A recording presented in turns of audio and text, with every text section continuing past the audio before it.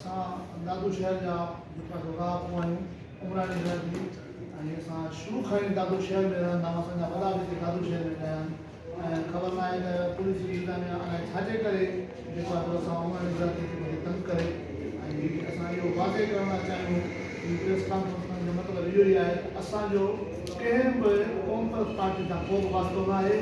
असां शुरू खां वठी पाकिस्तान पीपुल्स पार्टी जा आहियूं। असांजा वॾा पाकिस्तान पीपुल्स पार्टी में हुया ऐं असां वोट बि पाकिस्तान पीपुल्स पार्टी में हूंदा। मां SSP दादू खे पुलिस इंतज़ामिया खे आला इदारनि खे जेके बि पाकिस्तान जा इदारा आहिनि सभिनी खे इहो वाज़े तरीक़े सां ॿुधाइणु चाहियां त असांजो कंहिं बि कॉमर्स पार्टी सां वास्तो न आहे।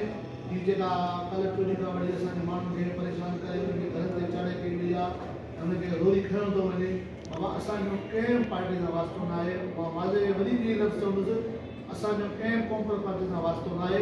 इहे जेके तव्हां पुलिस जूं नाजाइज़ियूं थियनि थियूं ऐं भला महिरबानी करे उहे बंदि कयो ऐं तव्हां जांच करायो SP साहब त असां उन्हनि जो रिकॉर्ड तव्हांखे हर शहर जो माण्हू हर दुकानदार तव्हांखे ॿुधाईंदो त असां उन्हनि हिकु शरीफ़ ख़ानदान जा शरीफ़ माण्हू पढ़िया लिखिया माण्हू आहियूं ऐं शुरू जा ई दादू जा ई आहियूं। ॿाहिरियां न आहियूं जो तव्हां असांखे एॾो परेशान एॾो टार्चर कयो आहे। असांजा छोकिरा सभु पढ़ियल लिखियल आहिनि। असांजो कंहिं कॉमर्स पार्टी सां वास्तो न आहे ऐं हींअर असांखे एॾो परेशान कयो अथनि जो असांजा स्कूल नंढा ॿार नथा वञी सघनि।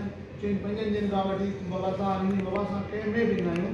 पर महिरबानी करे इहे तव्हांजूं नाजाइज़ियूं आहिनि या तव्हांखे ग़लति फहमियूं आहिनि ग़लति माण्हुनि चयो आहे इहे बंदि करे ऐं असांखे तरफ़ ॾिनो वञे ऐं असांजे मथां जेके इल्ज़ाम तराशियूं इहे बंदि कयूं वञनि त जीअं असां पंहिंजा दुकान खोले आराम सां कारोबार कयूं ॿार पंहिंजे स्कूल मोकिलियूं।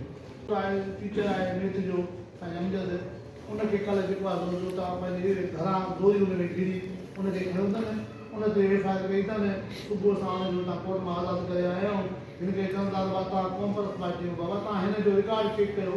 टीचर माण्हू आहे शुरू खां वठी पढ़ायो आहे ऐं मेडिकल स्टोर पतो हलाए जेको आहे हरूभरू हुनखे खणी दादू स्टेशन ए पुलिस ते चयो आहे छा था चयो आहे SP साहब चयो आहे। SP साहब खां पुछंदासीं कहिड़े दो में चयो आहे तव्हांजा लिस्ट में नाला आहिनि तव्हां कॉमर्स बाबा तव्हां असांजो रिकॉर्ड चेक कयो शहर खां पुछो SP साहब असां कहिड़ो असांजो माण्हू कॉमर्स पार्टी में त तव्हां हुन में लाचक जो ऐलान कयो आहे छा हुनखे कुझु दस्तावेज़ लिखी थो अथव छा? न असांजो त को माण्हू ई कोन्हे कोन जेको असांजो हिकिड़ो सोच हुयो उनखे साल जेको आहे लातालुकी करे छॾियो। उहो किथे आहे? उहो रुपोश लॻो इम्तियाज़ उमरानी सही आवा टीचर आयो आवा के पुलिस के की जोन पियो जो त कल जो दादू पुलिस इंतजामिया मुझे घर पे चढ़ाई कई ऐं मुझे घर जो तकदस पामाल करे